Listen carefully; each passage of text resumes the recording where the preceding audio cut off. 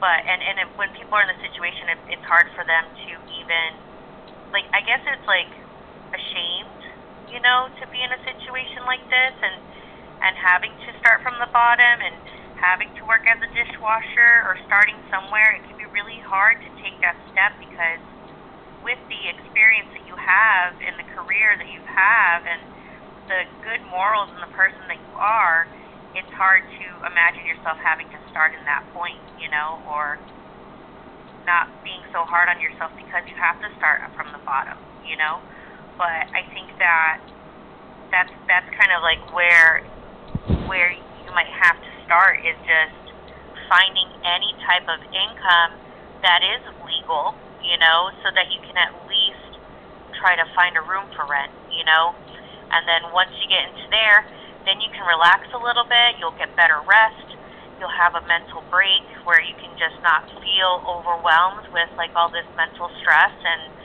all of these things that you've experienced in your life from the people who you're supposed to trust the most, And so, I mean, I think it's great that you did take the advice or the referrals from 211 and was able to get connected with a therapist. That's really a really good step too for your mental well-being, in the right direction when it comes to that.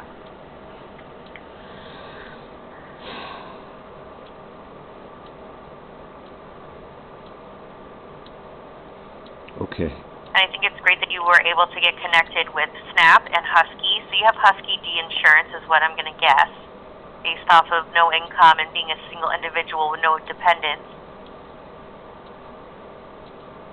Okay. When's the last time you ate something, Lorraine? I don't know.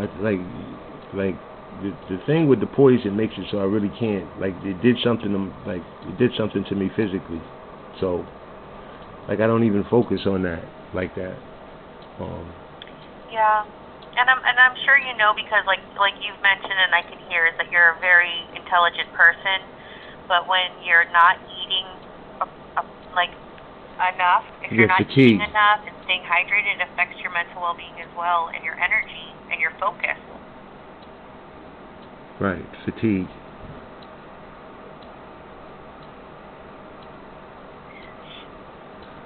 So I know, I understand to a certain point. I understand what I mean is I hear what you're saying, that it's very challenging for you to be able to eat because of the trauma that you went through. Experience that you shared with me. I'm in like a position right now that I wouldn't even.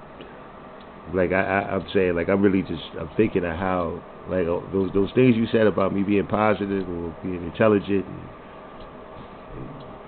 it's like, all of that being good or whatever has led me right where I am right now. I mean, the police did not help me the way they were supposed to help me. They had the reports that they were supposed to go ahead and file and know that something was wrong with my brother. My neighbors told them something was wrong with him. They did not listen to that. She just looked at me and was like, oh, this is a big black male, so it's probably him who says whatever. Like, boom, she goes ahead, she puts me inside of this position.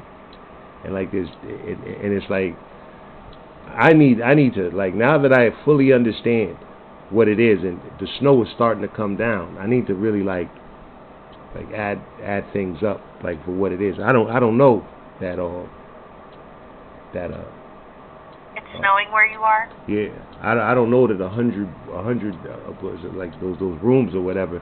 They had me, even it doesn't even matter. They had me call the Y. The Y said that they have a waiting list over there. That waiting list takes a long time. They probably won't have anything available.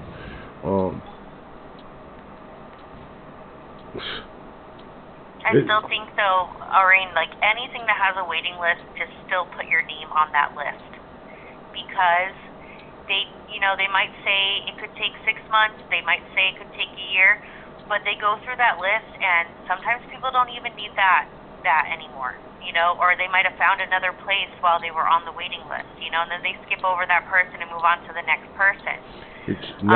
It's not that easy. Look, when I left in 2020, I had $20,000 in my pocket. I had a BMW M6, a Jaguar XF. I had a Mercedes and a